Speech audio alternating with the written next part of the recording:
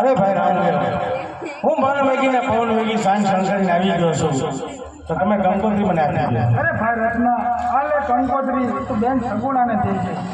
બહુ સારું. અરે ભાઈ રત્ના તારે એક સંદેશો પઢિયા રાજાને દેવાનો. કાંઈ વાંધો નહીં ભાઈ રામ.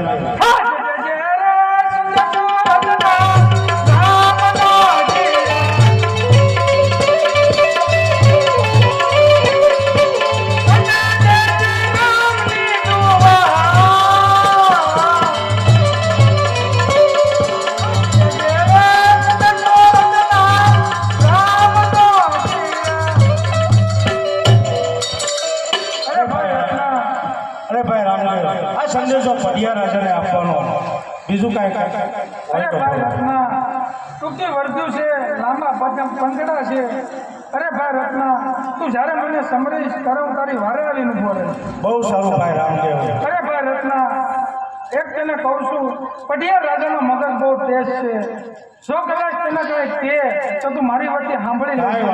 કારણ આપણે બોલવી એટલે આપણી બેનને દુઃખ થાય.